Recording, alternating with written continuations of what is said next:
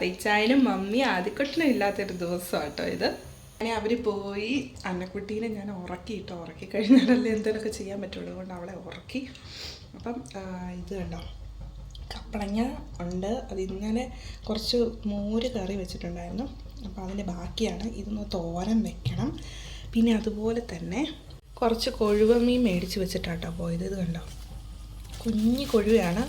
വെട്ടിയെടുക്കാൻ താമസമാണ്, കാണുന്നില്ലല്ലേ, അപ്പോൾ വെട്ടിയെടുക്കാൻ താമസമാണ്. അപ്പോൾ ഇതൊന്ന് വെട്ടി വറക്കാൻ വേണ്ടിയിട്ട് വെക്കണം. ഇതാട്ടോ കൊഴുവ. പിന്നെ അതുപോലെ നമ്മുടെ ചോറ് ഇത് അടുപ്പത്ത് കിടപ്പുണ്ട്.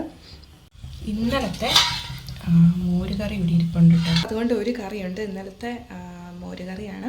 പിന്നെ ഈ രണ്ട് ഇതും കൂടെ വെക്കണം ഞാൻ ആഗ്രഹിക്കുന്നു. കപ്പളങ്ങാത്തോരനും കൊഴുവ വറക്കാനും കൂടി ആഗ്രഹിക്കുന്നുണ്ട്.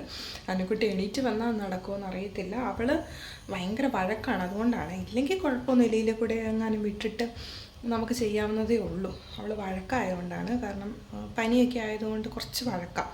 ഇല്ല കുഴപ്പമൊന്നുമില്ല. ചില ദിവസം കുറേ സമയം കിടന്നുറങ്ങും, അങ്ങനെയാണെങ്കിലും കുഴപ്പമില്ല. ഇത് രണ്ടും കൂടെ കഴിഞ്ഞ് കഴിഞ്ഞാൽ പിന്നെ കുറച്ച് പരിപാടിയുള്ളൂ, കുറച്ച് അലക്കാനൊക്കെ ഉള്ളൂ, അല്ലാതെ വേറെ പ്രത്യേകിച്ച് പരിപാടികളൊന്നുമില്ല. പിന്നെ തുണി അലക്കി ഇട്ടിട്ടുണ്ട് ഓൾറെഡി കുറച്ച്, അത് മഴ പെയ്യുന്നതിന് മുന്നേ എടുത്ത് വെക്കണം. അങ്ങനത്തെ കുഞ്ഞു പരിപാടികളൊക്കെ ഉള്ളൂ. അപ്പോൾ അവർ രണ്ടുപേരും 3 പേരും പോയിട്ടേ ഉള്ളൂ. എവിടെ എത്തിയെന്നൊന്നും ഞാൻ വിളിച്ചില്ല. എന്തായാലും എത്താൻ സമയമായില്ല, കാരണം ഒരു 3 മണിക്കൂറെങ്കിലും വേണം തൊടുവഴി എത്തുമ്പോഴേക്കും. പിന്നെ അത് കഴിഞ്ഞ് 1 മണിക്ക് മുന്നേ ചീട്ടെടുക്കണം. ചീട്ടെടുത്ത് കാണിക്കുമ്പോഴേക്കൊക്കെ സമയം പോകുമായിരിക്കും, കൊണ്ട് ഞാൻ വിളിച്ചില്ല. പിന്നെ ഇച്ചായന് ഫോൺ എടുക്കാനും വണ്ടി ഓടിക്കുമ്പോൾ പറ്റത്തില്ലല്ലോ, അത് ഞാൻ വിളിച്ചില്ല. അപ്പോൾ ഈ പരിപാടികളൊക്കെ ചെയ്തിട്ട് ഞാൻ ഫ്രീയാണ്, വേറെ പരിപാടികളൊന്നുമില്ല. അപ്പം ഇച്ചായനും മമ്മി ആദ്യക്കൊട്ടിനും ഇല്ലാത്തൊരു ദിവസമാണ് കേട്ടോ ഇത്. സമയം ഇപ്പോൾ വൈകുന്നേരം 6 മണിയായി. ശരിക്കും പറഞ്ഞാൽ വീഡിയോ എടുക്കാൻ ഞാൻ മറന്നുപോയി. ഞാൻ പിന്നെ കുറച്ച് വീഡിയോ എടുത്ത് കണ്ടല്ലോ, അത് കഴിഞ്ഞിട്ട് പിന്നെ ഞാൻ വീഡിയോയുടെ കാര്യമേ ഓർത്തില്ല. അന്നക്കുട്ടീനെയൊക്കെ കൂട്ടി വീഡിയോ എടുക്കണമെന്ന് വിചാരിച്ചതാണ്. ഇപ്പോൾ സമയം 6 മണിയാണ്. അത് ആ വീഡിയോ എടുത്ത രാവിലെ 10 മണിക്കാട്ടോ. വൈകുന്നേരം 6 മണിയായപ്പോഴാണ് ഞാൻ വീഡിയോയുടെ കാര്യം ഓർക്കുന്നത്. അതുകൊണ്ട് തന്നെ എല്ലാ പരിപാടിയും കഴിഞ്ഞു. ഉച്ചയ്ക്കത്തെ ചോറൂണ് കഴിഞ്ഞു. ഇവിടെ ഒരു കുറച്ച് കഴിഞ്ഞൊരു കുറേ സമയം കിടന്നുറങ്ങി. ഞാൻ ഉറങ്ങുമെന്ന് പറഞ്ഞായിരുന്നല്ലോ, ഉറങ്ങി. അത് കഴിഞ്ഞ് 12 മണിക്ക് എങ്ങാണ്ടാണ് എണീറ്റ്. അതുകൊണ്ട് എനിക്ക് മീനും പിന്നെ മറ്റേ കപ്പളങ്ങയൊക്കെ കറി വെക്കാനൊക്കെ പറ്റി. അത് കഴിഞ്ഞ് ഇവിടെ എണീറ്റ് പിന്നെ ഇവിടെ കുളിപ്പിക്കലും ഇവക്ക് ഫുഡ് കൊടുക്കലും ഒക്കെ ആയി. അങ്ങനെ പോയി സമയം. പിന്നെ ഉച്ചയ്ക്ക് ചോറിന് നേരത്തെ അങ്കിളുണ്ടായിരുന്നു ഇവിടെ, മമ്മിയുടെ ആങ്ങളെ ഇവിടെ ഉണ്ടായിരുന്നു. അതുകൊണ്ട് മമ്മിയുടെ ആങ്ങളെ ഇവിടെ പിടിച്ചുകൊണ്ട് നടന്നു. അതുകൊണ്ട് എനിക്ക് ചോറുണ്ണാനൊക്കെ പറ്റി. അത് കഴിഞ്ഞ് അവൾ പിന്നെ ഒന്നും കൂടെ ഉറങ്ങി കേട്ടോ, ഇല്ലേടി, പിന്നെ ഒന്നും കൂടെ ഉറങ്ങി. അത് കഴിഞ്ഞ് ഇപ്പം പിന്നെ ഉറങ്ങി എണീറ്റ് വരുന്ന പടിയാട്ടോ ഇത്. അതുകൊണ്ടാണ് ഇങ്ങനെ ഇരിക്കുന്നത്. അന്നേരത്തോടെ ഞാൻ പോയി കൂടിയൊക്കെ കഴിഞ്ഞു. ഞാൻ അവരെ വിളിച്ചായിരുന്നു, അവരവിടെ നിന്ന് പുറപ്പെട്ടിട്ടേ ഉള്ളൂ. എന്തായാലും ഒരു 7:30-8 മണിയാകും ഇവിടെ എത്തുമ്പം. അപ്പോൾ പണിയൊക്കെ കഴിഞ്ഞു. എനിക്ക് കുറച്ച് ഡ്രസ്സൊക്കെ ഓൾട്ടർ ചെയ്യാനുണ്ടായിരുന്നു, അതൊക്കെ ഓൾട്ടർ ചെയ്ത് അങ്ങനെ എന്തായാലും ഇന്നത്തെ സമയം പോയി. പിന്നെ കുറച്ച് നേരം ഫോണിലൊക്കെ നോക്കിയിരുന്നു. ഫോണിൽ ചാർജൊന്നും ഇല്ലായിരുന്നു. അപ്പോൾ ഇച്ചാന് പോയപ്പോൾ റീചാർജൊക്കെ ചെയ്തിട്ടാണ് പോയത്. അങ്ങനെ കുറച്ച് നേരം ഫോണിലൊക്കെ നോക്കിയിരുന്നോണ്ട് സമയമൊക്കെ പോയി.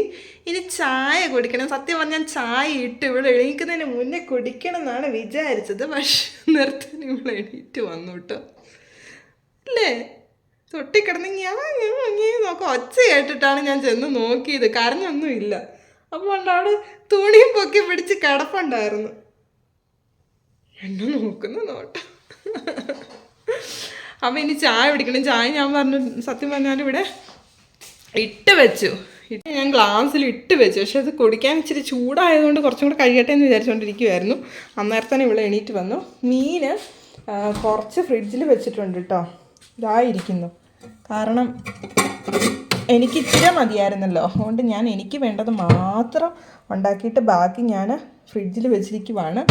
പിന്നെ കപ്പളങ്ങ അതുപോലെ തന്നെ കുറച്ച് വൈകുന്നേരത്തിന് കൂടെ കൂട്ടിയാണ് ഉണ്ടാക്കിയത്. പക്ഷെ അവരില്ലാത്തത് കൊണ്ട് അതിന് അത്യാവശ്യം കുറച്ച് മതി കൊണ്ട് ബാക്കി ഇതിനുള്ളിൽ എടുത്ത് വെച്ചിട്ടുണ്ട്. കപ്പളങ്ങ ഇഷ്ടം പോലെ ഉണ്ട്, പക്ഷെ കളയാനൊരു മടി, അതുകൊണ്ട് അതിനുള്ളിൽ എടുത്ത് വെച്ചിരിക്കുവാണ്. ഇനി ഞങ്ങൾക്ക് ചായ കുടിക്കണം മഞ്ഞേ. അയ്യോ ഇപ്പോഴാ ഒന്ന് ചിരിക്കുന്നേ. എല്ലാവർക്കും ടാറ്റ പറഞ്ഞേ. ഇവിടെ നല്ലപോലെ ടാറ്റ പറയൂ കേട്ടോ. പക്ഷെ അവൾക്ക് മൂഡ് വേണം പറയണേ. ഇങ്ങനെ കൈ കൊണ്ട് ഇങ്ങനെ കാണിക്കും. ടാറ്റ പറഞ്ഞി. ഇല്ല, ടാറ്റ ഇല്ല, നോക്കുന്ന കണ്ടില്ലേ. അപ്പോൾ ഇനി അവർ വരുന്നിടം വരെ ഞാനും അന്നക്കുട്ടിയും തന്നെ ഉള്ളൂ ഇവിടെ. അല്ലേടി, ഞാനും അന്നക്കുട്ടി തന്നെ ഉള്ളൂ ഇവിടെ. ഇനിയിപ്പോൾ ഇവിടെ ഉറങ്ങത്തൊന്നുമില്ല കേട്ടോ. ഇനി ഒരു രാത്രി എല്ലാവരും കിടക്കുന്ന സമയത്ത് കിടക്കുകയുള്ളൂ. ഇനിയിപ്പം ഞങ്ങൾ രണ്ടും ഇവിടെ കളിച്ചും വർത്തമാനം പറഞ്ഞും ചീച്ചും കരഞ്ഞും ഒക്കെ ഇരിക്കും. എന്തൊരു നാണമാണോ, നാണമായിപ്പോൾ. എൻ്റെ കൊച്ചിനെല്ലാം പറയുന്നത് മനസ്സിലാവുന്നുണ്ട്.